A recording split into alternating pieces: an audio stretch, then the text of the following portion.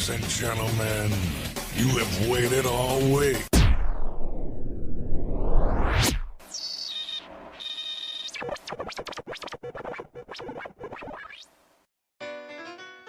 Yeah, Boogie Page.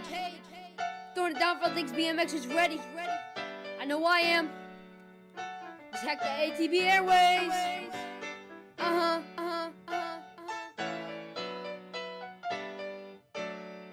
Let's kick it. All things BMX. It's a BMX show. Unlike the rest, if we need some info, they got the best. Like and subscribe, kick back and relax. And it's all things BMX. It's a BMX show. Unlike the rest, if we need some info, they got the best. So like and subscribe, kick back and relax. All things BMX are streaming to you. So post up on your couch, screencast to YouTube. It's gonna be fun, it will be a blast. You gotta do much but kick back and relax. They coming to you live from a studio, or they might be at the track, man, you never know. So don't go anywhere when my rhymes are done, cause the show's just starting, let's have some fun. I said it's all thanks BMX, it's a BMX show. Unlike the rest, if you need some info, they got the best. So like and subscribe, kick back and relax. I said it's all thanks BMX, it's a BMX show. Unlike the rest, if you need some info, they got the best. So like and subscribe, kick back and relax. All things BMX got the boogeyman's back, so I wrote them this track to send some love back. JT, Melissa, Chris and Paul, DJ Damon, can I get it entertain y'all? And I wonder who they'll have on the show as a guest. I bet someone good who's gonna impress. Guess I will just have to wait and see. Let's get the show going and start the party. Said it's all thanks BMX, it's a BMX show. Unlike the rest, if you need some info, they got the best. Like and subscribe, kick back and relax. Said it's all thanks BMX, it's a BMX show. Unlike the rest, if you need some info, they got the best. Like, subscribe, kick back and relax.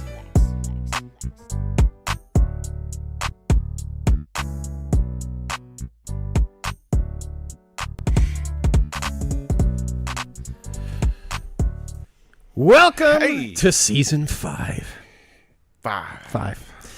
Here we go. Episode 186. Shoe Man tonight. We got Steve Caro hanging out with us. It's going to be a good time. He owns the Tampa-based shoe company, SCg. He's going to be joining us here in a few minutes. We're going to talk tonight, all things shoes. Shoes. All things shoes. Hey, you got to have shoes if you're going to ride BMX. That's man. right. You do. Gotta have them. Gotta have them. It's a necessity. You don't need. I think so. You don't necessarily need them to clip in, though. No. You can still go fast. Hey. We're coming to you live from the Ethan Clark studios here. Chris and I are sitting at the AOT news desk, as always. Melissa, she's back there at the Gate 9 producer's perch. How are you, Melissa? Not too bad. Happy New Year, everyone. Yeah, Happy New Year. It's going to be a good one tonight.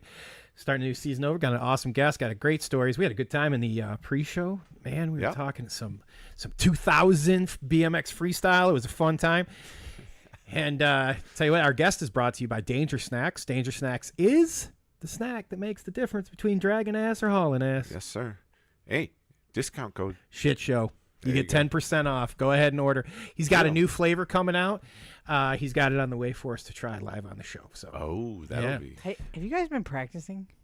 no, distance makes the heart grow fonder. I was like, doesn't it? there's like a nice little back and forth vibe there. I probably just messed it up by calling you out, but I was like, where am I? Nah. Hey, vacation's a good By Hey. season 5, we got it down. 186 shows. It's bound to happen just naturally at some Yeah, point. you were just like back and forth and back and forth, and I was like, what is happening right now? Oh my God, we got our shit together. Oh, well. Yeah, there Hey, that you know goes. what?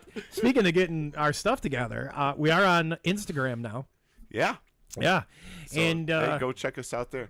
Hey, yeah. but come back to YouTube or to Facebook. Right, yeah. Go over But there, check it out. yeah, well, while we're on that real quick, like and subscribe, people. We got a bazillion people out there that we've invited to like the show, but none of you like it, and we could really use the help because we need to get BMX out there in the Google and everything else algorithm. So let's like and subscribe and share. Yeah, please. and Chris is going to start running the page formerly known as Twitter.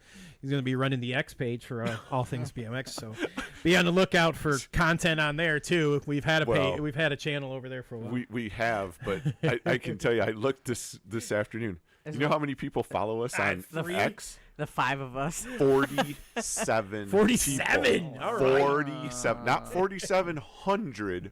47. Well, Twitter's that one area. Yeah. Tonight's chat question brought to you by BMX Rocks Photography. Got a good one for you. Who is your pick for USA BMX 2024 Vet Pro? Who do you got, Chris? Oh gosh, you know, Are you gonna take the easy way out? Yeah, the easy way out is Barry Nobles. All right. You know, hey, I'm gonna go to KJ Romero.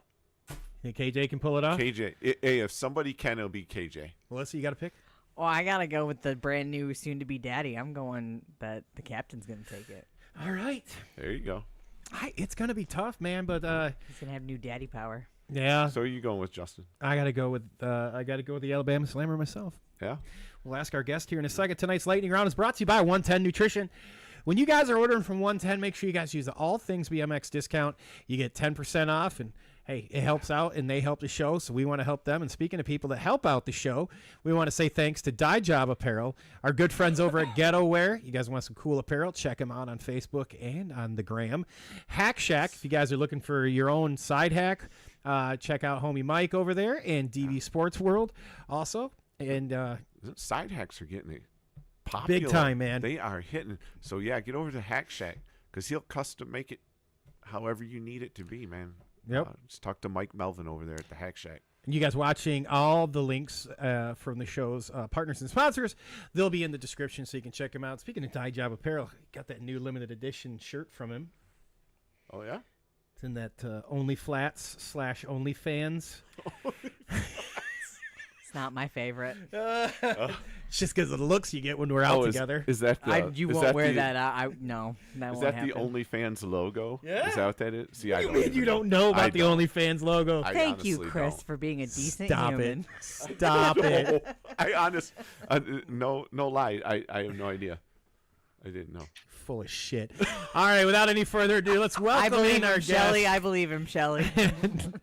Oh, I bet she doesn't know what that is either. Steve, welcome to the show, man. How you doing this evening? How you doing, everybody? It's good to be Hey, here with you Steve. guys. Welcome on Happy into New the Year. show. Happy to have you here, man. All right. Good time before the show, too, talking to some old school Yeah. BMX there. I guess it's We mid-school, did right? We even talked about some Michigan Kebco BMX Oh, going on. jeez. It was a long time. That was wild. Hey, when we started out, that was part of the sponsor of the Like show. its It was fourth Kebco. iteration, man. The Yeah. Kebco Studios at that point. was. so- Yeah, Kebco jerseys and the whole deal going on there. Let's talk All forward. right. So It's all Steve, about your roots, man. You can't lose focus of where they are and can't stray too far. yeah, Justin's got some DVDs. Ask him about it sometime. He's still selling them out of a backpack at the track. Just trying to get him converted over on OnlyFans, man. There you go. I'm gonna beat your ass. You're gonna be out, All right. out on your OnlyFans ass in a minute. We're off and running. Apparently, Melissa's not a fan of the OnlyFans. OnlyFans. She's the only fan. It's not a Only- fan. I am your OnlyFans. She is your That's fan, The dude. problem. Oh. All right, let's get it going. Yes, sir. All right, Steve. Let's start out. We'll go. How did you find out about the sport of BMX? Get involved. For me, it started off just magazine back in the day, Stu Thompson. So it was kind of like the grocery store kind of flyery thing. Stu Thompson was doing rounds to some of the military bases. So I'm an Army brat. Okay. So that was like the first introduction was actually Stu Thompson doing little kick turn ramp shit. And then he actually jumped over a damn car in the parking lot on base. Wow. Oh, neat. All right, so Yeah, you, so you, like you saw of that all in people to person. start off with, right? Yeah. So you saw that in person. Yeah. And then like I was just like, okay, like that. I want to do that stuff. Yeah. My dad's like, no, you'll kill yourself. Oh. You know, And I here we are, plates and screws, and almost killed myself a couple times. right. It kind of makes you wonder. I wonder how many people Stu Thompson has brought into this sport. Oh, It's just my one of those things. I couldn't imagine, man. Like Yeah. you think back to that era when those guys were still doing tours, and then like the GT and Dyno tour came out after, then like the Haro demo tour. Like you look at that era of BMX, like goodness gracious, man. It was like it was literally like carnies. Yeah. You know, Yeah, what's but- fun, like Stu, you know, I have cousins that know nothing about BMX, but they know the name Stu Thompson. And I'm like, how do you know that? And like, well, that's the BMX guy. And I'm, Yeah. Okay. Well, that's like that name's up there with we were talking about him earlier with Dave Mira. Yeah. That's that name. Yeah. Nyquist, TJ Lavin. Yeah. They crossed from just the sport into more of the pop culture. It's pretty crazy. Yeah. What was the time frame when you got started into the sport? Oh man, so that's I had to have been probably maybe 10 years old when I actually started jumping stuff, like actually getting hurt trying to do tricks. But I remember like one Christmas I had this little red bike with fenders, plastic wheels, and I don't think I could have been maybe 8 years old, trying to bomb hills. We were in Fort Taunton, New York. I bombed out of the playground. Of course, no supervision because I lied to my parents, and I got hit by a car. Oh gosh!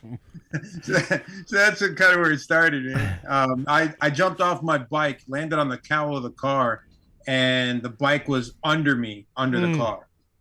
Oof. So it was destined to be that way. But I remember the Mongoose, like they had that Blue Max, like that was like my first real BMX bike. And I didn't have that thing like maybe a couple weeks. So I was already sending it off curbs and, trying to jump stuff and coming home skinned up. Yeah. 10-year-old Evil Knievel. Right. Yeah, like just too dumb to know better, doing turn bars and landing like that. Wow. Fun stuff. So did you do any racing? Well, I tried racing. It's just I sucked. Like I was really, really bad. I didn't know anything about gear ratios. So I had like 42-16, I think's the gear ratio I was running. So like the first 50 feet I was booking. And then like a quarter down the first straight, like everybody's already passed the first turn.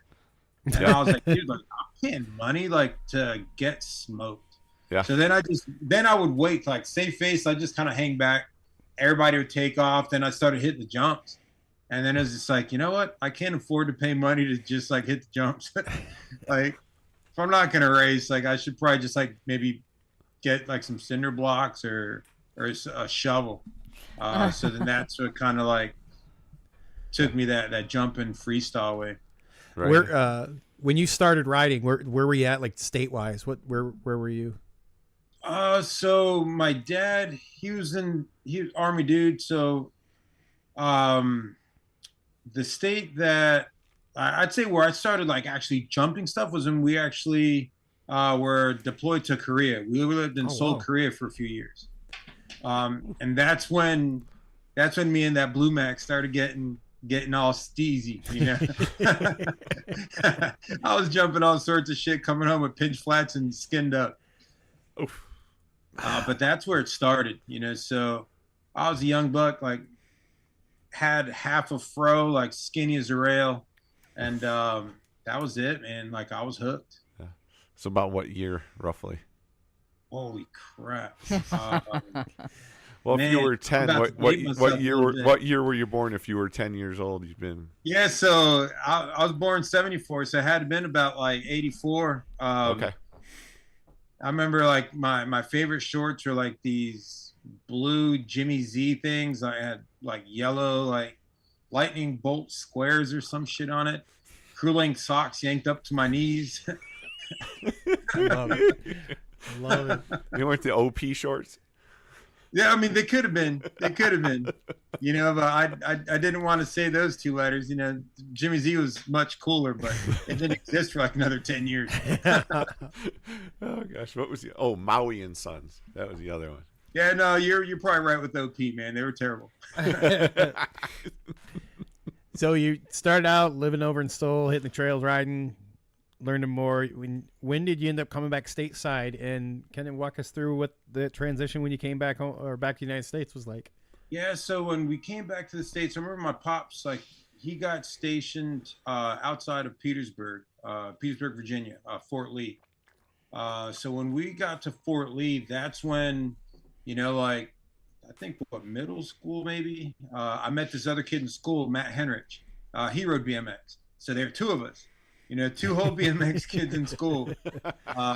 and then all the jocks hated us, like all the cheerleaders hated us, all the punk rock kids hated us, and then I guess the skaters kind of pitied us because, like there's only two of us, so we started hanging out with the skaters. And Jason Seligman was a kid in my class that skated, and then his older brother Rodney Seligman. Turned out those dudes, their parents had a motel in Petersburg, and they had a mini ramp and a vert ramp. So that's where I actually started riding ramps. Was with those dudes, and then you looking at the magazines, like that Stonehenge box jump thing was all over the place. So we built one of those in my buddy Matt's side yard. Proceeded to start doing lawn darts to your neck. Lawn darts. And that was like where it kind of started to evolve. Like we all rode flatland, we rode ramps, we just rode BMX. Like we'd ride the storm drains on base. Like they were looking back at it now, like I didn't even know what a hip was back then. But there was a big hip in the storm drain on base. Some of the guys, like there was, looking back at it now, like digging a big lip.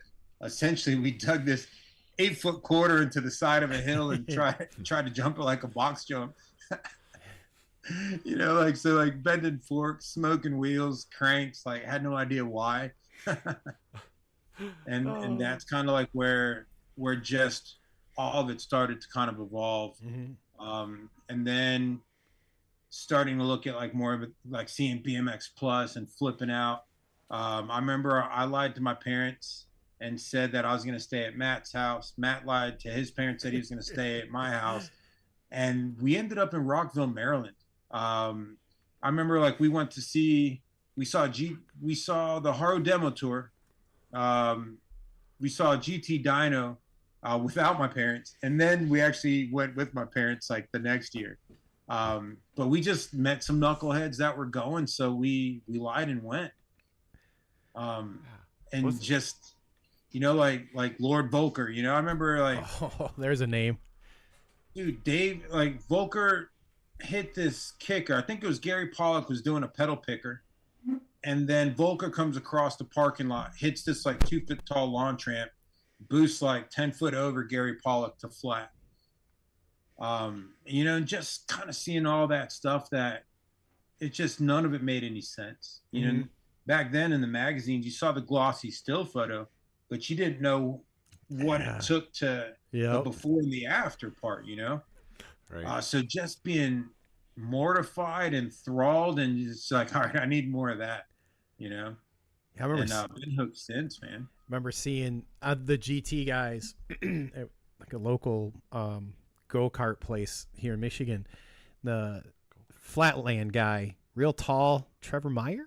Trevor Meyer, yeah. And this might little after when you were talking, but I remember seeing, and all I ever saw was still, like I'd see the still shots in the magazines, right? And like the crazy moves but then you seen him link them together, and I just remember thinking, nope, that's not gonna happen. So from your first introduction of flat, mine was like Martin Aparicio, so like okay. 10, 15 years before Trevor Meyer. Oh, wow. So seeing like Aprio riding, and then back then, like all the dudes that were riding ramps, like for instance, for me, like Rick Molinterno, like he's been one of my, childhood superheroes with bikes that now I can call a friend, like, so it's rad just that kind of evolution happening, like to go from like one of my superheroes on a bike and like posters of him, like, so seeing him riding flat and then riding ramps, that just was even more mind blowing, because like I thought like good guys just rode flat or just rode ramps, but at that early age, seeing those dudes just ride at such a high level and ride all of it. Volker, he was doing flat tricks, boosting ramps.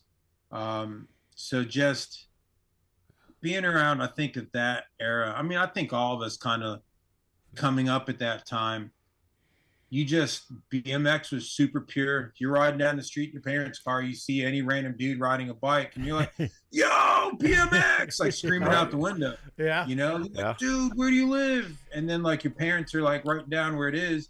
We got to ride bikes. And then you just met up. Yeah. And it's like, what do you want to ride? Oh, let's ride flatland. Okay, cool. Like, let's do some elbow glides, you know, or let's go to the ditch. You're like, yeah, ditch. Come home all skinned up, you know, like, yeah. So it was just. I think every neighborhood had a jump called the ditch. Yeah, you know, like, and there was always a spot that you could go session with your friends and not get hassled, you know. Yeah. So it's like your parents can see you down the street, but like we didn't know. So we're like, oh yeah, we're like all big, like nobody's watching us, you know, and everybody was watching us. Yeah. You know, like nobody was getting away with nothing. When you started out as the kid, did you have like big breaks at all, or have you pretty much continuously rode like up until now, or did you ever have any big breaks at all? Yeah, so I'd say coming up like through middle school, high school, my pops, when his last duty station, we moved from Fort Lee, Virginia to Puerto Rico. Okay. That for me was that shook me at my core, because it was kind of like going back 5 years, 10 years. You know, like I didn't, you know, I could always understood people speaking Spanish. I could speak Spanish, but back then I chose not to. So my circle wasn't very big, and the school that I was going to was like K through 12, all in the same campus. My graduating class was 11 people, you know, so there was no BMX in school, you know, so I think we were in Puerto Rico probably probably at least a year before I actually met dudes to actually ride with. And I had found a mini ramp at the beach, but like the first couple of years in Puerto Rico, like I was progressing well before we moved to Puerto Rico. And I'd say those first years, like it was just flat. Like I wasn't progressing. I was hardly riding, you know, started like in high school. So playing soccer, racing dirt bikes, like motocross bikes, street racing cars, you know, like all the things that you would consider stupid, you know, like doing all of them. But then finally like fell back into like a couple of dudes that were solid to ride with again, and then picked back up. So I'd say it's probably a lull of about maybe 3 years is probably like the longest that it's been. And then since that part of it, I'd say just I'd say the last couple of years recently, just medical stuff. Like I've got a blown up back from my time in the military. So that like this past year, I've probably been off my bike more than on it. I've got surgery coming up February 29th, I think, getting some new discs installed. All right. So hopefully, knock on wood, that'll be getting back to riding a hell of a lot more. What branch did you serve in? Air Force. I was in 4 years active duty. I spent more time deployed than home. Oh, wow. Thank you for your service. Yeah, thank you. My pleasure. Cat, man. I want to jump in if it's all right with you. I enjoy hearing how you got into the sport and that. When did you get the idea for the shoe company? Like, man, when did this come? So when I got out of the Air Force, while I was in the Air Force, I was riding with Mike Laird. So we had started to go to Greenville, North Carolina, because we'd met this dude named Dave. You know, so we'd met Mira. We were going down to ride with him all the time, and got the bright idea that when I got out of the service, I was maybe a year out. Mike's like, well, I'm going to move to Greenville. And I was like, well, shit, if you move to Greenville, I'm moving to Greenville, you know? And then he's like, all right, well, bet. So living in Greenville, like if you're inside of JC Park looking at the spine ramp, like looking down the double coping, there was an apartment building this way, an apartment building this way. The end unit where you could see the coping, that was my apartment. What so like, I could literally stick my head out the door and see what the session was. What year was this around? Oh man, so this was I got out in '98. So like beginning of '98 is when we moved down there. Okay. So throughout '98, like 110% BMX. Man, Eat, sleep, and shit in BMX. Like I worked just enough to go to contests. okay. You know, like eating ramen in the parking lots. Like I had a pickup truck. Like I'd sleep under the tonneau cover because I didn't want to spend money on a Red Roof Inn unless there was like 10 of us in the Red Roof Inn. And then towards the end of '98, my cousin Chris lived in Brandon, which is outside of Tampa. So I'd come down here to Florida to ride with my cousin.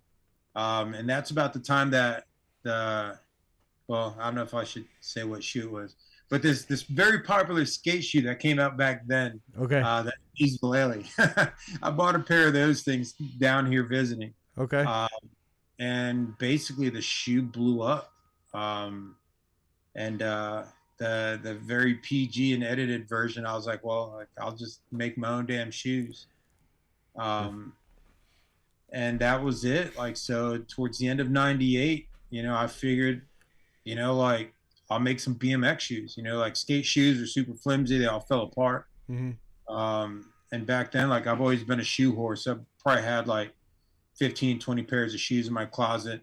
You know, friends rode for DC, so I had a ton of those, had a bunch of Vans, you know, had most of the skate brands that were around at the time, like had a ton of different shoes. So it was easy to be like, all right, the things that I like about shoes, make a list. And then the things that I don't like, make a list. And then for product, all right, if I fix the stuff that I don't like, I'll have a good product. And that there was a big boom in shoes because you had audio, ES, at knees, like you were saying, and you know DC made a signature mirror shoe.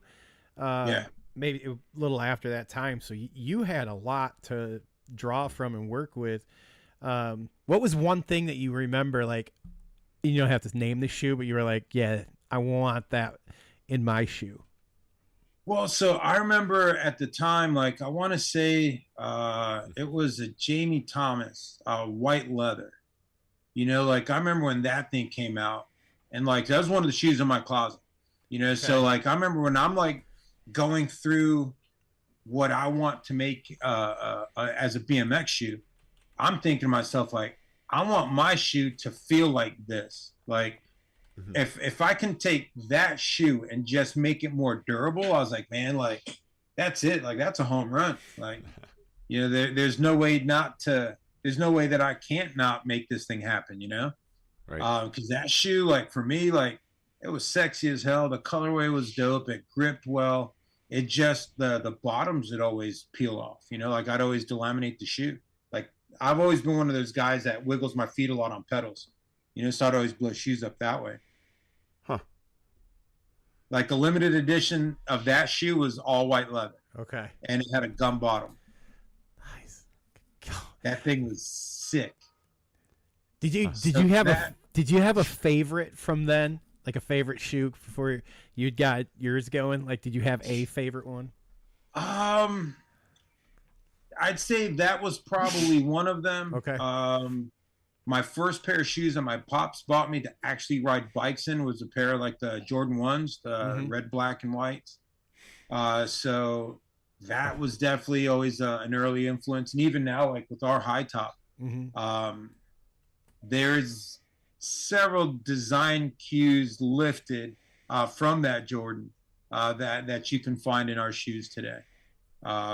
Especially like if you look at like when we do the perf toe on the high top, that very, very much inspired by that shoe. But those, I'd say like that, like I'd say S definitely had 2 or 3 shoes that spoke like at that era. And even just the Vallely shoe, like that's the shoe that probably, because it blew up, made me want to build a shoe. But like that shoe back then, the silhouette was sick. That matte black, because it was like that synthetic black suede, that looked sick. That gum bottom, like the shoe looked like nothing else. So for me, like I was in love, man. like that. So that white leather from the Jamie Thomas shoe, then that Vallely, I was like, holy shit! If we just make something that kind of brought that essence out without falling apart, I was like, Gucci, like we are there. Right. So you had zero experience with shoes. Oh, all I knew how to do is tie them up and break them. That was it, man.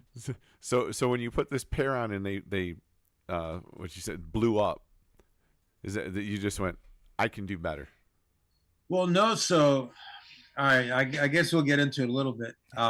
So riding at the time, skate park Tampa had a small mini ramp in the front part of the building. So I remember I did like wall ride to tape, and when my feet twisted, the middle part of the shoe delaminated. Okay. And then Etnies very graciously told me they wouldn't warranty the shoe.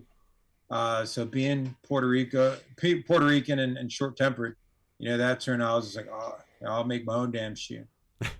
Those shoes were like $110 back then. Holy cow! Oh yeah. Yeah, those things were expensive, man. So just getting mad, like that's what started it. Getting pissed off that here they are, like Etnies at the time had BMX pros pushing that product, and then Etnies saying that they're designed for skateboarding and not for bike riding. Like they can't help you. Like we can't help you. Like that just burned my ass. I was like, I'll make my own damn shoes. So when you tried to warranty the shoe, they said, oh, you were riding a bike? Yeah, so what were you doing? I was like, I was riding my bike, and the dude like cut me off. He's like, oh no, those shoes were designed for skateboarding, not bike riding. Jeez. They had a pretty stout team too, man. Like, dude, like you look at that era, yeah, Etnies BMX, like, dude, legendary, literally one of the sickest assemblages of nasty riders, and still like one of the best teams ever. You look at guys that rode back then, you look at just Joe and Taj, then you look at on the tech side of things, like, I mean, holy shit, like where to even start? Like the Etnies BMX era, I don't think there was a single slouch on their team. No. Like all those dudes were they just killed it, man. I think that's when the term hired guns was coined. Really? I don't know. Yeah, like if you look at that era of BMX, like all the dudes are running Etnies. Like all the best dudes are running Etnies. Huh. Everyone wore them. So they sponsored everybody. Oh yeah, man. It was amazing. Like and the guys, like the level of riding, like that's when everything was just getting bigger and bigger and bigger and bigger and bigger, but not like circus tricks big. Like now you have guys like hitting like 30-foot booters doing like triple flips. Right. Just like dudes doing 6-foot quarter, 8-foot wall ride, foo-fooing the top of the wall. Mm-hmm. So the progression of the sport was just like a rocket. And then all the dudes that I think what to me kind of embodied what would become the style for BMX, riding wise, clothing wise, like that era coming out like 99 into the 2000s. Man, those are the best years. Like that time that I lived in Greenville, North Carolina, like those were the golden years of BMX. How long did you live there? Holy shit. I think I lived in Greenville. I think it was like 6 or 7 years. Then I moved to Charlotte. And then I was there for like, I think another 5 or 6 years. So you were really right at that epicenter of, the X Games blowing up. I mean, they'd started, but like, that Mira era with, Nyquist moves there. It just got massive. And before the big migration, like, so when Laird and I moved there, mm-hmm. JC Park was a small mini ramp that had a kink in one side. It was like a small sub box in the back, and is kind of a small assortment of ramps. The locals were super rad. I remember Steve Nowak. He was kind of like the linchpin of the scene back then. And then Dave actually built the first 8-foot quarter, and then we built a box jump that would be what would become like the new school box jump. Like it was 5.5 foot tall, 8-foot deck, tranny landing. And then that's when Dave was, I think, driving like some piece of shit Honda. You know, that there's an old zine like with Ramsdale and stuff that Dave's actually hitting. Yep. So that's the new version of JC. You know, like we were there from like the OG, like, so in the back corner where the 8-foot quarter was, that's where there was just a straight mini. But Dave was like hitting golf balls off like this piece of shit Honda, like in the zine. So we've known Dave, like we knew Dave from like X Games 1, basically. And then Lee Ramsdell, that's when like he had the zine Orgasmic Toaster. This is like the 2B years. Hal and Lee were, and then like Play Clothes, you know. So this is like going back, you know, like when FBM was super underground, like Crandall and McGill. I remember like met them and Winkleman, like in this. Holy crap, man! Like, wow, had to been like I said, like maybe 98, 99. There was just so much happening in that scene, and then that's South when Carolina. I was just like, wow. So you're there. You got the idea for the shoe. Yours is blowing up. How long was it from that time? So we're at the, you know, going into the new millennium, and there was it from then till like you put a product in your hand? Well, so when I first started, like, hey, I'll make shoes. Like, so going through 98, like, I'm like, all right, I want to make shoes. So first thing I did was like reach out to people that I knew in the industry. Nobody told me shit. Then like I wrote to like, hey, maybe these shoe companies will give you some information. Nobody told me shit. So through 98, I'm actively looking at how do I do this? Being a student of architecture, like looking at like elevation, like side view, front view, top view, all that stuff was easy. The silhouette of a shoe, you know, it's not exactly groundbreaking. So it was easy. Like what I ended up doing at first was just literally taking a Polaroid of a shoe, and then that was my silhouette that I drew off of. So the ideas were flowing. How to make that son of a bitch, like I had no idea. Yeah. And as luck would have it, dumb luck. Literally at the end of 98, I was sending emails out to just anybody. I was sending emails out to like rubber recyclers, any place. Turned out I sent an email to a company in Seoul, Korea, that was recycling rubber, and I was like, "Hey, man, trying to make shoes. Do you know anybody?" And as it turns out, a guy that actually read my email, he's like, "Hey, I think I might." He's like, "I think my cousin does something with shoes. Maybe you can talk to him." And then I never got replies or there were rejections. So I was like, all right, great. Like this he's not going to help. You know, he's not going to tell me nothing. So then I get, hey, like, here's the email address, write to him. So same thing, sent this email. Hey, I'm trying to make BMX shoes. You know, I get this like, you know, what's a BMX shoe? And I'm like, oh, damn idiot. Like, what do you mean what's a BMX shoe? It's a skate shoe, just different. You know what I mean? So I'm like trying to like, can you help me or not? And then I was like, you know what, whatever. This guy's not going to help. And then I get this other email back. He's just like, all right, well, you know, talk to me a little bit more. Like, what are your ideas? What are you trying to do? I've never really dealt with a startup type of company before, somebody that's really small, you know? And then I was just like, and at this point, I'm still like super frustrated, about to give up, you know? Like, I'm sending back like 13-word replies, right? And then all of a sudden, it kind of like dawned on me. I was like, wait a minute, you idiot. Like, this guy's already wrote me twice. And he's asking me questions. And then I was just like, look, I'm so sorry about being short. Like, I apologize. Like, I'm just frustrated. But this is what I'm trying to do. These are some of the drawings I have for the shoes. These are some of my ideas. And it turns out that it was actually a sneaker manufacturer in South Korea that at the time they were making shoes. They were making some Vans. They were making some S. So they were very much in the skateboard shoe industry, and that was their bread and butter. It's just this guy had never dealt with anybody that was a startup. And it took me years to figure out that, like, my first run of shoes was, I think I did like 4 dozen pairs of shoes.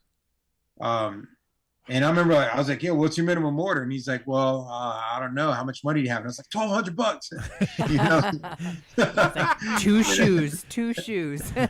Yeah, you know, and then dude's like, "Well, yeah, we can try to do something," you know. And I was so dumb to footwear manufacturing. They lost more money just pulling machines off of making something else to make my stuff. Make yours. Wow. You know, so it didn't. We weren't making decent orders until like after that first year. You know, and then at that point, you know, after SCG, like we had our first production shoes for sale in the beginning of 1999. I think it was the end of January of '99. We had our first shoes for sale. And then we ended up doing the first model was the Tyrant. And then Dan's ended up picking them up for a little bit, like QBP picked them up for a little bit. But a lot of it is always, you know, been on a shoestring budget since day one, you know, like never had money to pay a pro team, never had money really to pay for ads. And then for me, like I'm a disabled vet and like always worked in construction doing like kitchen and bath remodels, cabinet installs. So that was always what funded everything, you know, as I went figuring, initially I wasn't figuring out shit. Like I was just making mistakes, you know, so as I was going from mistake to mistake, right. You know, so that's kind of what continued the evolution. And even now, anytime there's a new piece of equipment that I want, like I'll go sling some cabinets. Like I ain't scared, you know, like banks aren't loaning me any money. You know, so we want new machines. Like, all right, we got to pay for them. You know, so that's shoestring budget since day one. Well, before we jump in, let's we'll do a quick check in here real quick because I want to jump in and talk a little bit how you've always been rider owned, but along with the fact what separates you from other companies out there. But before we jump into that, we'll toss it over to Melissa for our BMX Rocks chat check-in. Melissa, how's the chat room going? Pretty good. We want to say hi to Kip Edwards. He's tuning in from AOT. Paul Spadowski is also tuning in. Huck Karinsky says, let's go. He's down here in Sarasota for the Worlds on Friday. He says it'll be my first BMX race ever. What? Oh, my gosh. You picked the race, bro. That for sure, man. Sarasota's big hill. That's one way to start 2024. Hi to Glenn Slusher. He says, what up from Hawaii? Sean Gifford with Dye Job Apparel's tuning in. He says, welcome back, fam. Mo Collins, happy New Year, ATB, and happy retirement to you, Mo. Thank you for your many, many years of service. We appreciate you. I'm sure Toledo will be missing you. Just retired from the fire department. Yes. Noah Robinson, hi, says, what's up, homies? Nick Valencia is also tuning in. Evening, everyone. Brandon Lewis, also a good friend of ours from AOT, tuning in. He says, good evening, ladies. Rick Carter of the Beer Budget BMX Show tuning in. He says something about DVS smelling my hair. Is he in the wrong spot? I had to wait till Justin was drinking before I did it. He's in the right spot. Yeah, he is. Billy with Gate 9 number plates tuning in. He says, what's up, all you weirdos? Chris, how's the Hooked on Phonics coming along? I know y'all took a break from birthdays to finish the course. LOL. Hi to the Rockford Rippers BMX team. Says, hello, beautiful people. Let's see. Over on YouTube, BMXer Don01. Hi, everyone. How's it going? Martin Kennard tuning in from hopefully sunny Florida. Says Happy New Year. Chase Monholland is also tuning in on Facebook. Ryder48 over on YouTube says it is Jeff Upshaw's year. Yeah. So that's their vote. That's not a bad pick. The Syndicate line will be live soon. Sean, you might have to elaborate later. Let's see. Nick Valencia. Chris is going to heaven. He's never seen the OF logo. What? You're going to heaven. You've never seen the OnlyFans logo. Oh. Okay. That's an automatic right turn. Hey, You're good. Nick. Sorry, I don't know. So he said. That's right. Sticking I to don't his know, story. man. I think he's lying anyway. I'm not. Yeah, bullshit. I've heard turn it all right. Receipts. in the after chat. I've heard OnlyFans, but I'm not Yeah, familiar okay. with it. Blame it on that. Blame it on that. You guys have like made me a delinquent now. That's right. They're your Something, bad I don't- influences. Yeah. Good pal Robert Cardozo tuning in over on YouTube says always here to support, and I know you guys will have a great show as always. OP shorts would have been the 70s and Jimmy Z's would have been the 80s. That's what he says. I had OP You're shorts right in in the there. 80s, man. Yeah, we were in there. Hey, I agree with what he said. Hi to Rob Fluker over on Facebook. Happy New Year's, everyone. He says go Bills. Go Bills. Uh, No, man, go Lions. Tampa Bay. Go I Bucks. don't know. Let's The- go the Bucks. Bills maybe playing. Steelers. Steelers. There you go. Everybody's going to start shouting out football teams now. Uh, Melissa's supporting the University of Michigan. That's right.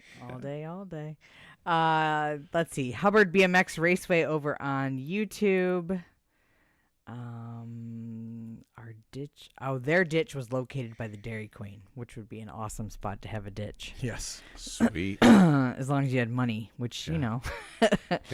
Hey, the small cone is pretty cheap, I think. There you go. At least back in the day it was. Our also good pal, part of the show, Paul Remington, tuning in over on Facebook. He says, what's up? Fog Machines, Remington. Fog Machines. That's right. Randy Moore on Facebook, Music City in the house, he says, hey, y'all. Lots of comments about digging your shoes. Kip says he's a shoe whore, so I think there's a sale in the making there. Yep. Go. Welcome to the family. I was going to ask this earlier, but Braden wanted to know, Steve, if you guys make youth shoes, youth sizes. The smallest size we make right now is a men's 5, just because we'll get back to it. Just Yeah. Tooling is extremely expensive, and then to do a youth size and adult size, it's the same cost. Okay. Only the return is like 100 times slower, if not worse. Okay. So as more women come into riding, we're making smaller sizes all the time. I've got 2 toddlers. So the boss lady keeps telling me I need to make shoes for my kids. I mean, that seems like a logical line, but I get Yeah. it. So it's definitely in the plans, and we're working slowly towards that. 'Cause I think now, like we do a men's 14 and 15. So we're trying to nudge to the big side and then continually kind of widen the size range out. I guess the only plus to the kid sizes is they grow out of them really quick. Yeah. Wow. Yeah, well, and now it used to be like with racing, everybody used to be able to clip in. So now with the kids not being able to clip in and riding flats, so now there's definitely more of an onus to do it. Yep. Because now like people have to ride flat pedals for youth racing. Yep, that makes sense. 12 and under. Yeah. All right, a few more here. We say hi to Long BMX 33 over on YouTube. He says, top-notch guest. First time I met him in Tampa, he felt like an old friend. Come on to NC sometime. I have to come out soon. We need some Bojangles, baby. Yeah. Oh, that does sound good. Let's see. Hi to Joe Rincon over on YouTube. Brian Fell, Mega Design, is also tuning in on YouTube. They both say, what's up? Damon Tucson, the other part of our crew, is on Facebook, says hello, fam. Damon. Quick question for Steve. Hubbard BMX Raceway wants to know, Steve, if you have ever tried a pair of Jocks Jag. Oh, yeah. SCg shoes. SCg, yeah. Those are from the 80s. Yeah. Okay. Oh no, I was definitely a skate shoe whore. Gotcha. You had That was your brand and you were sticking to it, right? That was like that was like the era, like the big poofy tongues and all that. Yes. Oh, I can kind of picture the D3s by Osiris.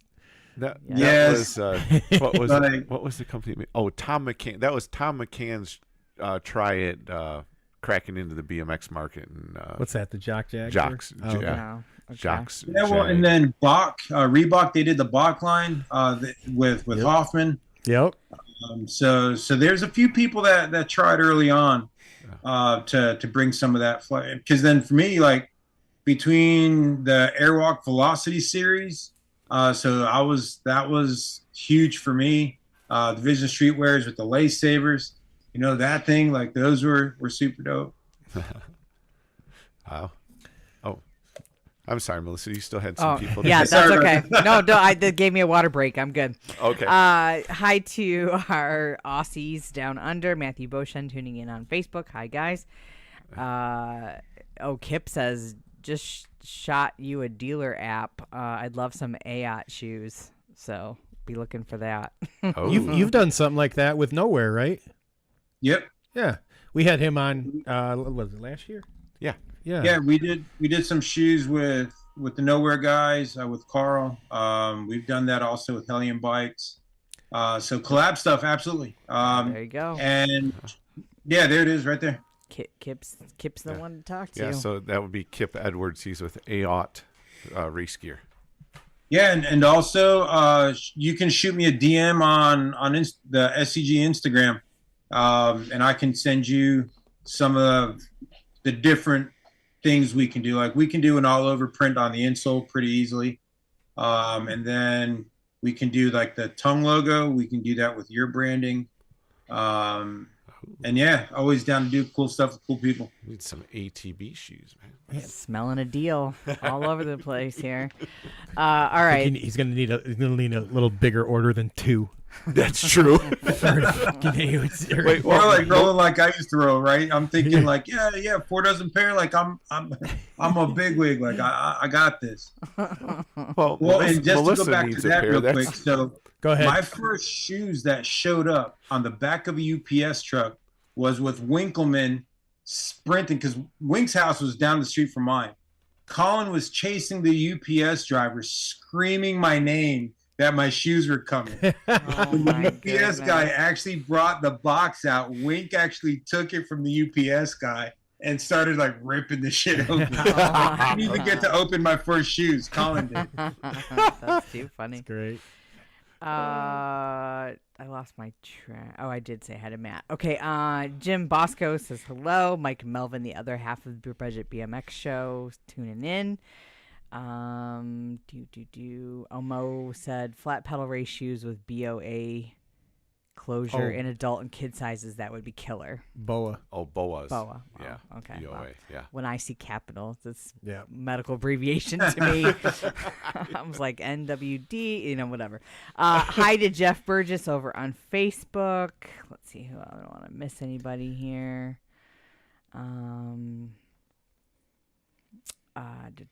Damon. Oh, Damon says he's in for a pair. Mark Scott over on YouTube says, "What's up?" What up? Okay. Kip says, "Will do." He's pumped. He's so freaking pumped, is what he said. So, There you and go. I know that man got back in the gym, so he's probably feeling amazing. Right on. So, all right, thanks guys. Thanks for tuning in. If everybody has any further questions for Steve, throw them in the chat. I'll get them out there. All right. Thanks, Melissa. And thanks to BMX Rocks Photography for sponsoring our chat check-in. Yeah, go check them out. www.bmx-rox.com. Thank you, Chris. And before we jump to break, we're getting ready. We're going to talk about your manufacturing process and what sets you apart from everybody else. So walk us through what is the big difference between a pair of your shoes and like something you're going to go to the department store and get that says they're a bike shoe. Well, I think where we start is I own my own manufacturing in Colombia, South America. Okay. So it's my factory, my machines, my folks, my people. Just Since making... we own our own factory, Mm-hmm. we're basically able to do a much higher quality shoe and still be competitive with most other shoe companies. So we can stay close to everybody else's price point using better construction methods, using better materials. For instance, like our outsoles, they're glued and stitched all the way around. Everybody else nowadays is mostly just glued on. All the other brands, they're using a lot of, synthetic materials to lower cost. We offer synthetic materials to do a vegan-friendly model, but we don't use cheap synthetics to do that. Like, so all of the synthetics we use, they're basically designed to use in like commercial work boots. So when we've got synthetic suede, synthetic leather, the quality of that is much higher. Again, Cool. Since we've been a small brand since day one, so we have to focus on making quality product. Like, I have to make better shoes than everybody else, because that's how that's our trade, right? We want you to take a chance on the brand. I have to offer you a better product, because we don't have the big brand name recognition like the Vans and everybody else does. Mm-hmm. And then Right. to that effect, you look at Vans, they trade on their name. They sell a shitty shoe because it's a popular name, so people pay the money for a shoe that falls apart. We can't do that. So manufacturing in our own facility gives us that luxury to build a better product, and then also it lets us kind of tune in from every time we make a new shoe model. We learn more stuff with production, how to make the next shoe better. But every time we do that, we distill everything that we gleaned from a new model vertically, but down. Like, anything new we learn, we push down through the whole line. So the sound model that we have, that shoe model is almost, I'd say it's 10 years old. Mm-hmm. But we've never gone more than, I think, 10 months or 11 months without making a change, without actually changing production on that shoe. Okay. So we're constantly evolving our product. And if we were just worried about ROI, like return on investment, like money stuff, we wouldn't do any of that. We would make one shoe until we got sick of it or people stopped buying it, throw it away. And for us, it's always about building a better shoe. Like, that's first and foremost. It has to be a quality product, and that's job one. So I think that philosophy, being a rider, we want product that's quality. I can't sell you a piece of garbage like, yeah, BMX shoe, it's dope, and then it blows up 3 weeks later, and I'm like, oh yeah, sorry, like you must have been doing something terrible. We're not going to warranty that. I want to make sure you wear your shoes out from riding in them, not having to throw them out because you rode in them for a few weeks. Okay. Your price points are right in there with any of the other ones too, and which is impressive, being you have just a quality product. What's it like with, like, you're hanging in, you're living in Tampa, but your place is down, you said, in Columbia, right? Yep. So another thing is, like, we make our own polyurethane insoles. So the polyurethane foam, it rebounds, it squishes, but it doesn't sack out. It doesn't get skinny like normal neoprene or the cheap foam that you see in a lot of shoes. I figure I had a shoe right next to me, so I'll give you some of the quick ones. Yeah. Inside the shoe, that's a woven lasting board. So if this piece on the inside, in a lot of shoes, it's cardboard. So if you get it wet, it breaks down, it falls apart. With our shoes, that textile material, you can get it wet, whether it's you have sweaty feet, you had too many beers, and you jumped in the swimming pool. It doesn't matter. Like, that's not going to break down from getting wet, because it's a premium material. So we definitely put the best ingredients into it to make sure that we can offer a better product. Like I mentioned earlier, like all the way around the shoe, it's stitched and it's glued. All our foams, we actually use ground up commercial truck tires and mixed into our foam. So we're constantly trying to recycle, trying to figure out how to do what we do with a lesser impact on the environment. All our cardboard, it's 100% post-consumer content. We do minimal ink on the boxes just so it's all recyclable. So all the things as consumers that we would want and as riders we would want, we have the ability to put all those things together because we own the factory. You know, we don't have to ask anybody to do something for us. We just basically do it ourselves. So you have 100% of the manufacturing of the shoe from start to finish. No outsourcing or. Yeah, so we don't use any materials from Southwest Asia at all. So all of our suedes and leathers are high-end Colombian, Argentinian, or Spanish. Our adhesives are Spanish and German. Our textiles are Mexican. So all our shoes, like there's an internal toe cap to give toe protection in the BMX shoe. It's a stiffer one in our mountain bike shoe. So those small parts come from Mexico. Our outsoles, the rubber outsoles, my buddy's factory makes these for me like 10 minutes from my factory. Insoles, they are literally made maybe 4 blocks away. Wow. All the textile is sublimated at that same spot. Our shoelaces are made literally 2 blocks the opposite direction. You know, so wow. Literally when I say like our shoes are made in Colombia, like they are made in Colombia. That's pretty cool. Our factory's registered in Colombia as a national brand, if you would. So it's Colombian manufacturing, local materials, local labor, and even like the boxes you can see over my shoulder, like they're literally made down the street. I think our boxes, like they're maybe 5 blocks away from us. So we're able to keep hands-on with material. Like I can tell you what's coming from where. Like even for instance, we do waterproofing on our mountain bike shoes, and even that waterproofing spray we use is French. You know, so again, always looking at quality and looking at kind of the environmental concerns as well, and just being able to be kind of a weenie with those details. Because that's honestly what's the most important. You know, very few people know SCG compared to, let's say, like a Vans or an Etnies. You know, so with that consideration, I always have to make sure our build quality is top notch. You know, and even like with warranty stuff, typical warranty is 30 days with any footwear. I can tell you last year total, we warranted 8 pairs of shoes. And then of those 8 pairs, 1 pair was inside of that 30 days. And the person that warranted the shoes crashed and got a sprocket literally like right on close to like one of the seams. Mm-hmm. So it tore the suede at the stitch because the sprocket got it. Mm-hmm. We still warranted it. Wow. Yeah. That's impressive. Well, it would have been easy to be like, oh, you know, like you shouldn't have crashed. Right. Sure. Right.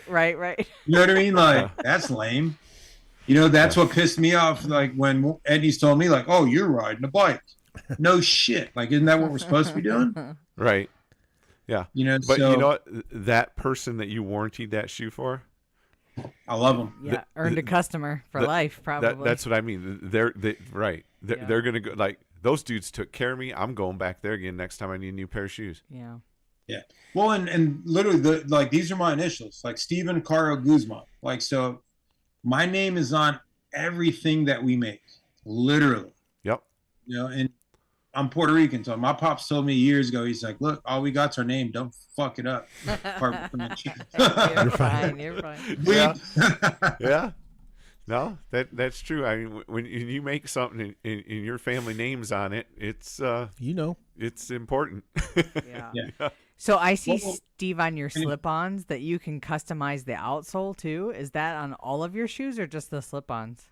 Well, so with the insoles, basically, we're set up like our manufacturing facility. We're set up like a custom shop that can do production capacity.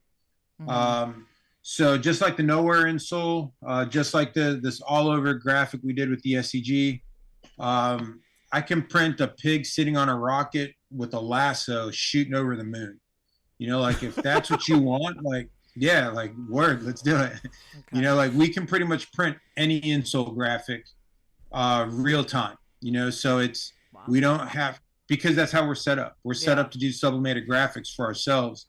So it's literally just creating the art piece and then just printing the negative to actually just heat press it to the actual insole. And then there's some customization to the outsole as well. Is that so the outsole, the rubber, no. We can do 3 different colors. We do black, we do gum, and we do white. Oh, well, that's customizing. Well, so for instance, we offer 3 standard colors. We do a camo from time to time, but we actually mix rubber. So we'll do 8 batches of rubber in different colors. It gets hand mixed, so they end up looking really, really unique. And then there's awesome. No 2 shoes that look the same. Wow, that's pretty awesome. That is nice. That is sweet. Yeah, and it's literally, it's all done in house. You know, like where some, for instance, like the outsoles, my friend's company makes them for me. Like when our outsoles are getting made, I can literally sit there like at the mixing table, putting ingredients in, watching rubber get batched. We've got videos where like we're filming ourselves, our rubber getting loaded into our molds, getting put into the machines like to press it and cook it. You know, like, so I had this boss lady, my 2 little midgets. So cute. That's awesome. But and right now, so I'll have another trip coming up soon. We'll be buying a couple more machines, some auto lasters to continually increase production. You know, it's always looking at efficiencies, right? Oh yeah. And on that table, so we got some wingtips. I love wingtips, but I've got wide feet. So traditional wingtips, they squeeze my feet so hard my feet fall asleep. So let me see if, pardon me looking around like a crackhead, but they're towards the bottom. So there's a plastic foot form called a last. Right there. That plastic foot form, we use the same last for all of our shoes. So the wingtip literally fits just like the sound model. You know, so that wingtip in the photo, that's the first cut of that shoe. I rode a big concrete skate park outside of Bogota for 2 weeks in that shoe. So these fit like a regular, like a regular shoe does, not like a dress shoe. Yes, sir. So literally, if you look, all of our models, so the wingtip, the high top, the sound, the mid, all of our shoes will fit you the same because they are all made with the same tool. So once you find your size, it doesn't matter what model you get, they're all going to fit you the same way. And the sizes you have listed on your website are typical men shoe sizes, correct? Correct. And like, so, and you subtract 1 size for women. And then if you're not certain, we have a size chart on the website, but we also have a fit guide on the website. So if you tell, like basically we would tell you like from the center of your heel to your longest toe, if you trace your foot on a piece of paper, you measure from those 2 points, you tell me what that number is, and I will tell you what size you are. Oh yeah, right there. Look at that, like picture by picture directions. That's user-friendly. So we literally will give you the instructions on how to do it, and if you need help, that's literally what we're here for. That's wonderful. That great. is cool, dude. How many times a year are you down at the your plant? This year we're shooting for at least 6 to 8 trips this year. Wow. And then my production manager, so constant Zoom calls, between Zoom, FaceTime, and WhatsApp. I'm on the phone with I'm on the phone with Andres at least, man, hours. We're on the phone hours, sometimes 3-4 hours a day. Typical call, like usually hour and a half every day. We're checking in, talking about stuff. all day long. We're constantly going back and forth either with photos or video feed, looking at what's going on in production, what we're working on.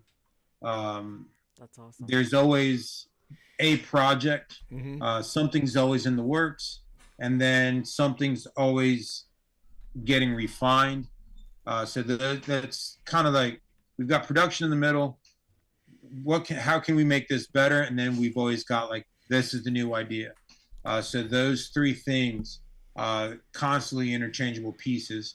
And honestly, like it's ongoing all the time. And if you're blessed enough to be in the Tampa area, it looks like you are in REI there.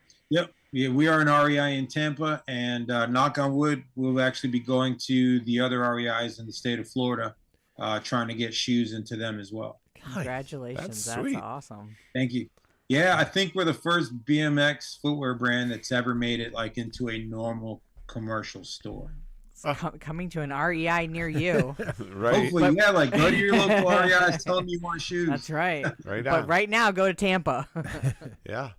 So Yeah. all right, I'm going to ask you something, and it might be proprietary, and that's just let me know. So when you run these shoes, what kind of batch do you run them in? Do you run 100 at a time, 1,000 at a time? How do you do it? Well, see, for us, because we own the factory, it's irrelevant.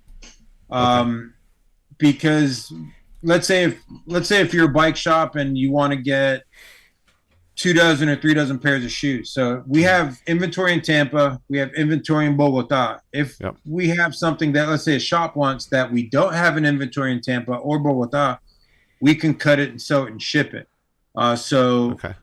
Coming out of pandemic, we've had logistical issues with shipping partners. Yeah. That's been the biggest hang up with more of this on-time fulfillment. But starting in January now, we'll actually be doing all of our shipment from Colombia, basically anywhere, with DHL. So we can do DHL 3-day. So the way shipping would work is, let's say if you order a pair of shoes, you would pay the shipping from Tampa to wherever you're at. If we have to ship it from Bogota, you still only pay from Tampa to where you're at. We'll pay the difference, and we'll shoot it to you DHL 3-day. Wow. That's a pretty good turnaround. Wow. Yeah. Yeah. So that's what it should, like, over the last 2 years, this is how it should have been, but we've had a lot of logistical issues. As here in the United States, as customs has made changes, it requires changes to be made in all the other countries that ship to the United States. So with all of these bigger changes that have happened, there's been a lot of smaller, because we try to partner with mom and pop's places, because that's, in my opinion, that's the smart money. You know, those are people like us that get up, grind hard, and they're underappreciated.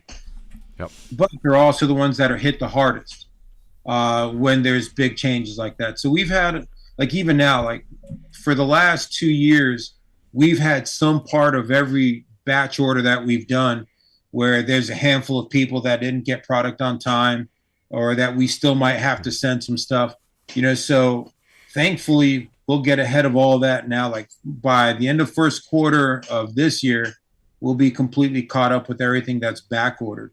But we'll actually be on time again. So if we get your order in on a Monday, we're shooting to mail it to you that following Monday, even if we have to cut it and sew it. Wow. So you have a week lead time. That's what we're trying to get it dialed into. Wow. So you have the raw material sitting there. Yeah, constant. So right now, like with your number, like there's at least 1,000 pairs of outsoles on the racks, but because everything's local, I don't have to make 5,000, 10,000, 15,000 pairs of outsoles at a time. Okay. You know, as I can keep fresher inventory at smaller quantities, so that way you're not getting a shoe that's 2 years old. Right. So your inventory turns a lot quicker. Yep. So we don't have a warehouse full of shoes. We have our consumables, and then we can just replenish those as we need to.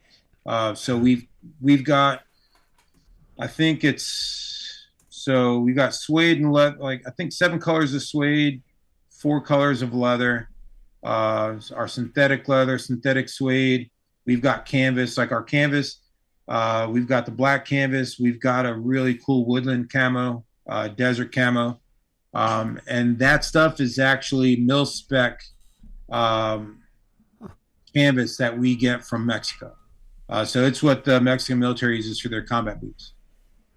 Dang. Okay. Right. Well, Yeah, that's it's pretty pretty cool. But we keep everything on hand, and we just constantly we try to set numbers so we never run out of anything, but we don't have to order a ton. Right. So we don't have a lot of dead money just in inventory. Yep. Smart. Yeah. No, that's the way to do it for sure. Yeah. So the just in time stuff that's pretty sweet. So a week that's pretty dang good. Let's Yeah.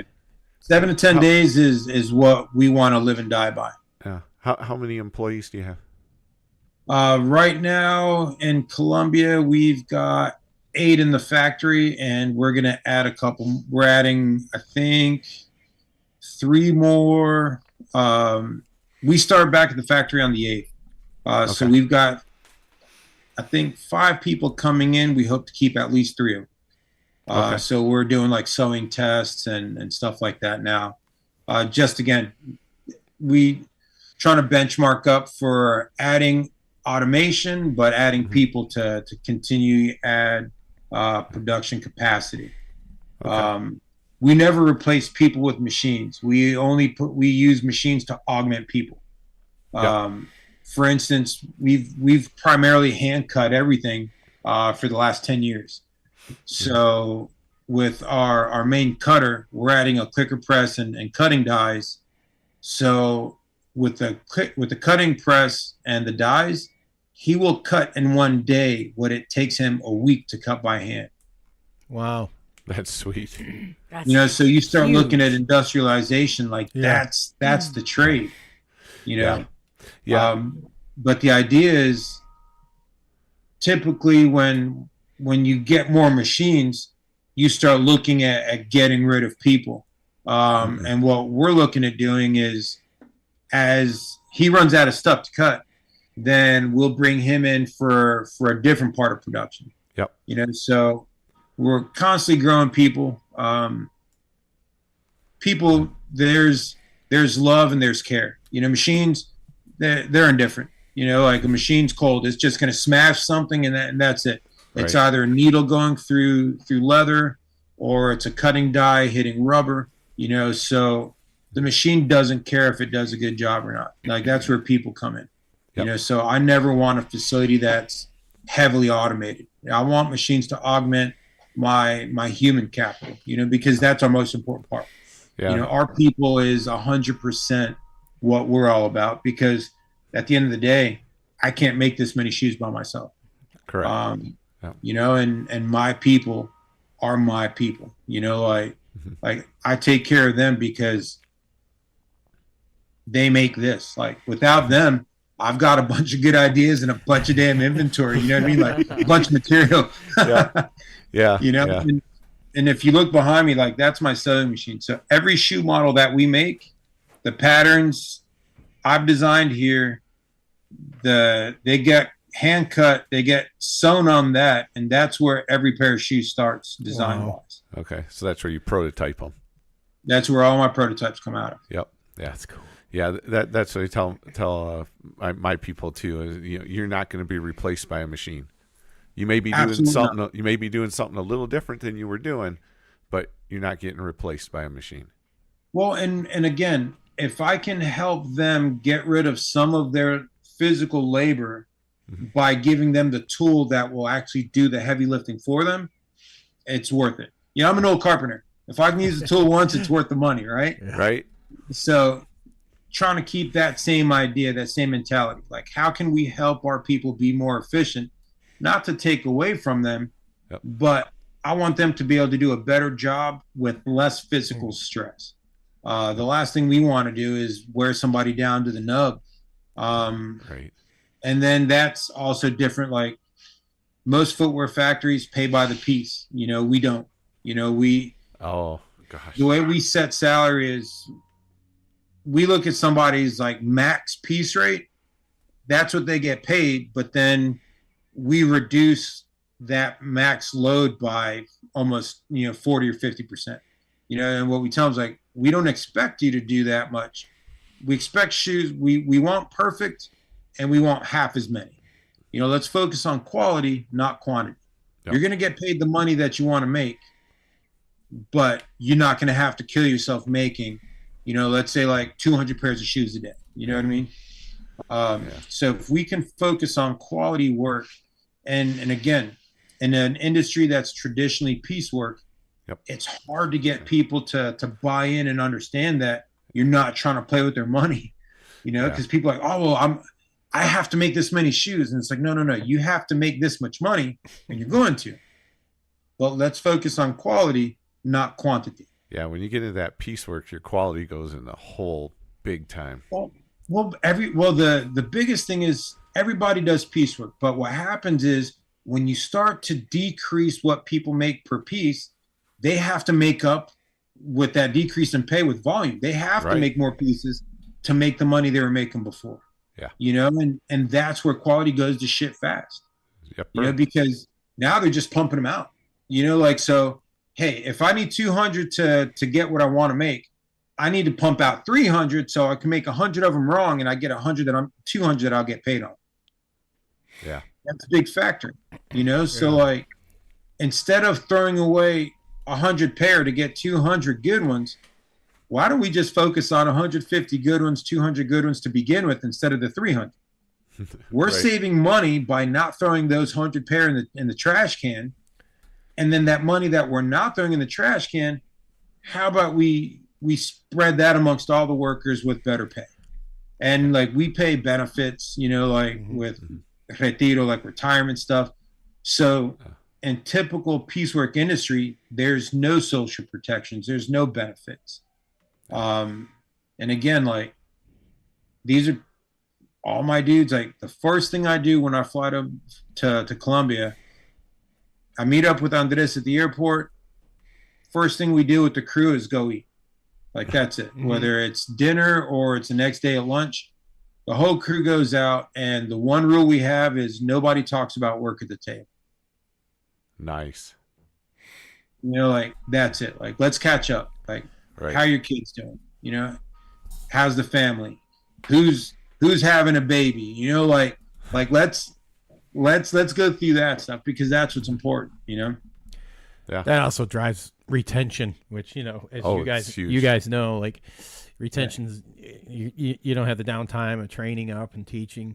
That's all great. That's great philosophy. That's awesome. Yeah. You aren't hearing that in some of you definitely ain't hearing that kind of stuff happening over at some of those other big shoe companies. We're gonna slide into trivia, Steve, and then are you ready for the rapid fire round after trivia? Hey man, I'm somewhat foul mouthed, so I'll try to keep it clean. Oh, it's gonna be good. It's gonna be good. That's all right. It is time for Melissa's trivia, and it's brought to you by our good friends over at Bombshell Racing System. And you guys haven't done it, make sure you get over there, check them out at Bombshell Racing System. Melissa, you got a good one? I never know. You never? I took a peek at it. I never know. It's very good. Well, now that I'm jinxed. Excuse me. All right, speaking of Bombshell, your own little dog tag going in the prize pack there. These are few and far between. Justin and I were doing some cleaning this weekend, and we found some fun stuff. You guys are digging through the prize closet? A little bit. Yep. So I don't know if you can see this. This is a Rad Dad's beverage koozie, and it happens to have Santa caps on it, so I thought that was kind of somewhat fitting for the end of the season here. There we go. So that's going in the prize pack. You got your standard sticker pack there. There is not the new flavor yet, but there is a pack of the Danger Snacks in there, along with a whole bunch of stickers. And then lastly, I got a stealth gray t-shirt here that is going to the winner.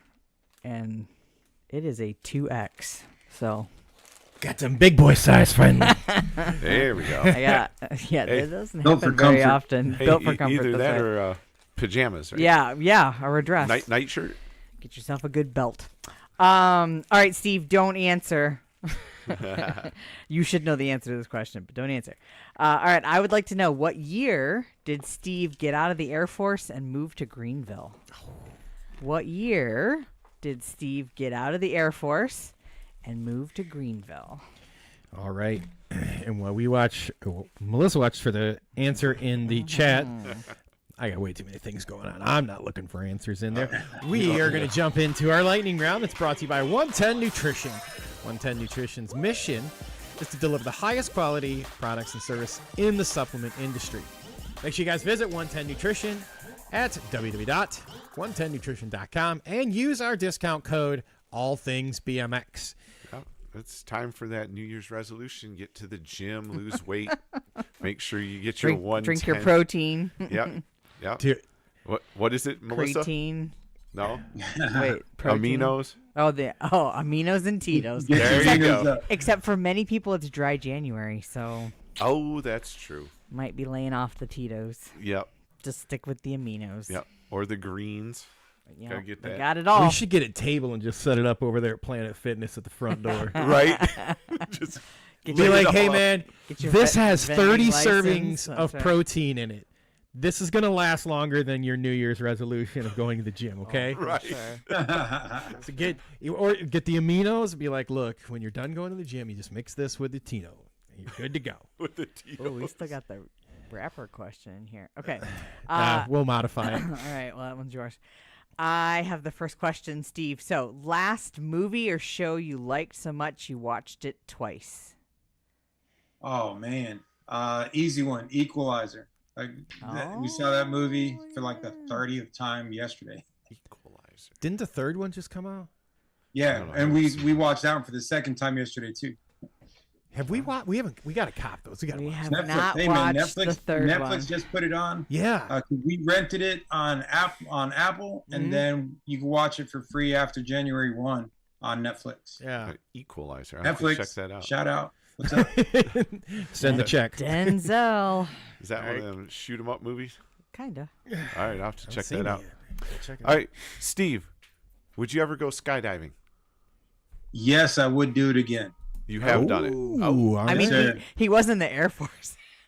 Well, no, this is like stupid young kid stuff. Like, yeah. I mean, no training. I mean, I went piggyback, and I think 15, Oh my God, you're Oh, crazy. nice. maybe 16, but I think I was 15. I don't know if I can. Buddies in the Coast Guard. Something like that. There you go. There you go. All right. friend of a friend. Do you make New Year's resolutions? Most of the time, but this year actually, I did not. All right. Okay. I was thinking I'm having back surgery coming up. So I was like, well, if I want to do this or want to do that, I don't know if I'll be able to or how long it'll take. And then me being anal about most everything, like I'll just get myself all worked up and be all pissed off. All right, Steve, what celebrity annoys you the most? Oh man. I guess any of those Valley Girl types. Okay. That's solid answer. All right. Is your bed made right now? It's made a mess. That's a solid answer. I haven't had that one I before. like that one.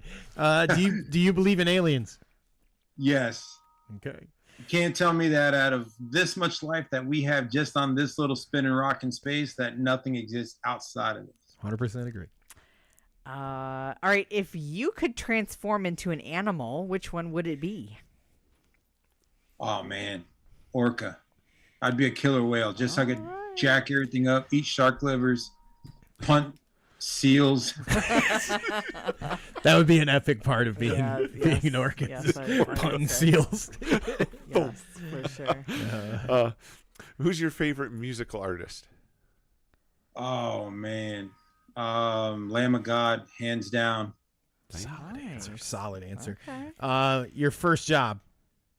My first paying job, I was a bagger at the grocery store on base at the Mini Mart. Okay. Okay. What is your favorite day of the week? Oh man, honestly, it's like Groundhog's Day, man. Half the time I don't even know what day it is. Hey, that's all right. Any day is your favorite day then, as long as it's today. Yeah, like I mean, every day I get to see the boss lady and the kids, So I'm lucky and blessed. I get to wake up in the morning, That's awesome. Right on. Okay. Who's your hero? Man, okay, hero riding bikes, Rick Molinterno. Hero in life, Yeah. I would have to say like that was my pops, man.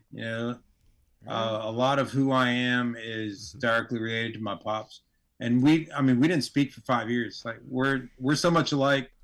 It was bad for a long time. Okay. But I'd say those are two easy ones, and then my mom's dad, my grandpa, my mom's side, like he's one that taught me love of trade. So I'd say those are my three quick ones. If you had to Solid. listen to one Lamb of God album for the rest of time, what one would it be? Man. Palaces. Okay. As Palaces Burn. I could jump on that like all day, every day. All right. Steve, what's your favorite holiday? Favorite holiday, Christmas, because the kids freak out. Right on. Yeah, like you should have seen my boy when he saw that there was actually stuff in the stockings. How old is he?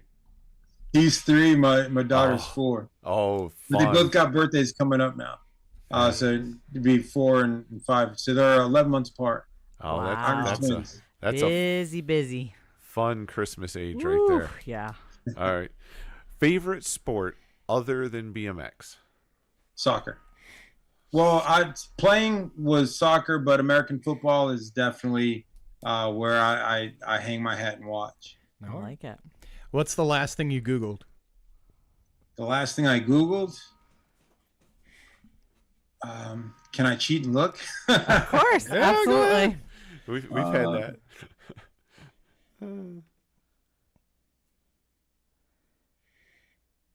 Oh, monetary conversion, Colombian pesos to U.S. dollars. That's awesome. Makes sense. Always changing. Yeah, why not? Okay, Steve, if you could write a book, what would it be about? If I could write a book, I think it would be about BMX going from leaving Puerto Rico, joining the Air Force, and like starting riding again, like with Laird and those guys, because that's when it started again. Like 110%, like core riding, and how that's basically led me to this point in my life. Like I think if I had to pick one person that doesn't quite know exactly how big an influence they've been, it's Laird. That salty bastard. I love him. Cool. I owe that dude a lot, man. I like Make some that. solid bike frames, man. Yeah.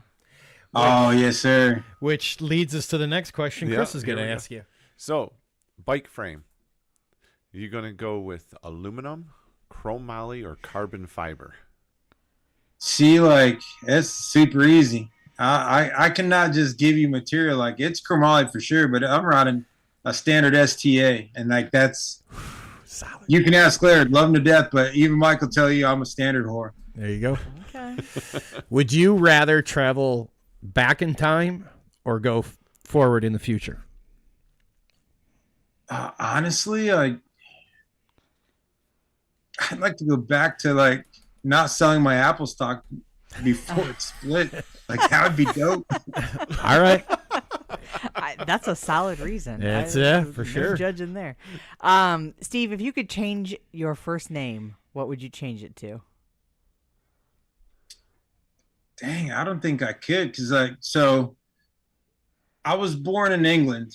My pop's military, so I was born off base and to a midwife, and I was a surprise. Like the crib wasn't built yet. I just kind of was like, "Yo, what's up? I'm here." I'm here. So my dad's my first night on Earth, I slept in a dresser drawer And I got my name because of the blanket that I was wrapped in was the Stevens Company. Oh, Okay. how fun. Whoa. My mom dug the Yeah. name, so I don't think I could. You couldn't. Like, Nope, you couldn't. That doesn't got a apply. backstory. Yep, Yeah. Nope, that doesn't apply to you. Okay. What is the type of music that annoys you the most? Oh, man. I have to be very careful how I answer this because I am married. So I'm going to say the radio-friendly stuff that the ladies tend to enjoy. Okay. Yeah. Okay. Can picture That way that. I don't get myself in trouble. Yep, that's a solid answer. What's your favorite type of cookie? Chocolate chip. Are you a Facebook or more of an Instagram fan? Instagram. Nice. Yeah, I think with Instagram, it lets us be a little more specific into like what we want to see. And Facebook just seems like there's too much whining, like people crying about shit. You are not lying, man. That and Yeah. Twitter. Or sorry, X. Or whatever the hell whatever the hell it is. Oh yeah, and that one, like, I can, like Yeah. the I don't know. I think Elon Musk he fell on his head too many times as a kid. He's an interesting dude. Okay. Two more. Do you prefer to talk on the phone with someone or text them? I would rather sit. Like my first option would be like I'd love to sit down at the first. Then second would be to talk. All right. Here's your very last question. It's a hard one. You ready? Shoot. Your favorite Wednesday night live streaming BMX show. I'm looking at him. There we are. All right. Chris, you want to let them know who's going to be on next? Yeah. week? So next week, we're going to be talking to women's elite racer Olivia Armstrong. Be a Find good out time. what's Yeah. going on with her. Yeah. Somebody we haven't talked to before, so we'll find out what her BMX story is. I don't know her well, but if I'm not mistaken, the one thing I do know is she's fast as. Yes. Yes. Yep. Yes. Yeah. Yeah. No, that'll be fun because I'm gonna not be a- super familiar with her. We'd like so- to talk to the girls. Here's your reference within a reference. It's going to be a full tilt show. It's who she rides for. Wah, wah. Melissa, did we get a Well, that winner would be on like, the trivia? listening Well- to the radio. Right. I don't know. Does you guys suck? Does Robert count? Cardoza? No. I'm telling you, this trivia is a dying art thing. You got two answers, and one of which was Robert. He said 98, and then Damon and girlfriend Rebecca said 92. So they were close. And if it was 98, right, Steve? 98. yeah. Okay. All right. Oh well. All right. Cardoza, Robert we'll work Cardoza, it out. You're the winner. Buddy. Yeah. He usually donates back, but just in case he's interested in this T-shirt, I'll give him the opportunity. I think he knows the owner. And Yeah, he just probably- another little grain of like all things BMX, right? So Yeah. I started SCG in '99. George Hornick started Inopia after that. And I remember I told George, I was like, look, bro, when I tried doing this shit, nobody told me anything. Don't do this, don't do this, don't do this, don't do this, don't do this, do this, do this, do this. Didn't listen. Fuck it up. So Rich Hirsch, Low Tech. I remember Bruce is like, hey, a friend of mine wants to start a shoe company. Like, will you talk to him? I was like, hell yeah. And I literally have Rich's OG phone number still literally in my organizer. Same thing. I was like, Rich, don't do this, don't do this, don't do this, do this, do this, do this, do this, do this. Unfortunately, don't fucking listen. No more Low Tech. Derek, with Orchid. I remember like I told Remember them. them. Yeah. So Interbike one year. I remember like I had a half booth, and that's when they just came out. Like, so you've got all of Little Devil. Like, I thought Orchid was going to be the first BMX brand that was going to just fucking explode. Mm-hmm. Not just in BMX, but like mainstream. Like, they had the team, they had marketing, they had image. Like, I thought they had all of it put together well enough. And I remember I told Derek, don't do this, don't do this, don't do this, do this, do this, do this. You can't fuck it up. You know, like unfortunately, there's no more BMX brands. You know, like it's hard, man. You know, a BMX shoe company is hard as fuck. And you are still the only rider brand or rider owned brand, correct? Yeah, like we're the only company here in the States, man. Congrats.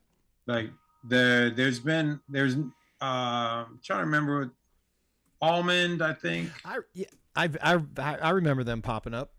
Came and went. So there've been a handful of them. But right now, like I think we're the only one left, man. Like the first one, and right now still swinging. Well, and I think a testament to everybody that's ever supported SCG. You know, so that's my huge thank you.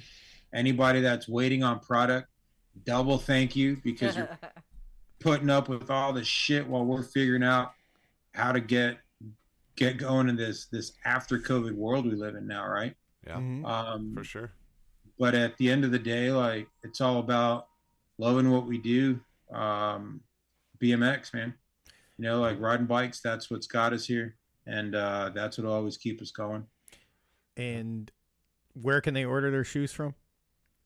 So direct online, SCgshoeCo.com. Instagram, I think you can get stuff through there. Even if you're looking for something specific that might be out of stock, you can pre-book it. We can make it for you. You know, shops. We were looking at doing distro in the States, but we brought in some new folks. Everett, I'm glad to have you. And we're going to be doing distro in-house.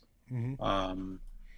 So bike shops, we don't do any crazy big minimum. It's like you don't have to order, you know, X amount of pairs of shoes per season. Another thing I think that we do that's very different is our shoe boxes. They never change. We don't change artwork. We don't change colors. All of our standard shoe colors, that's year in, year out. So let's say if you like forest green and gum, we make it all year, every year. So as a bike shop, if you do, let's say, get a dozen pairs of shoes, you don't have to worry that I'm going to change boxes on you or change colors on you and make you discount your product in a month or two, because we're going to date your product because we're getting rid of it. You know, so trying to be small shop friendly, return on investment.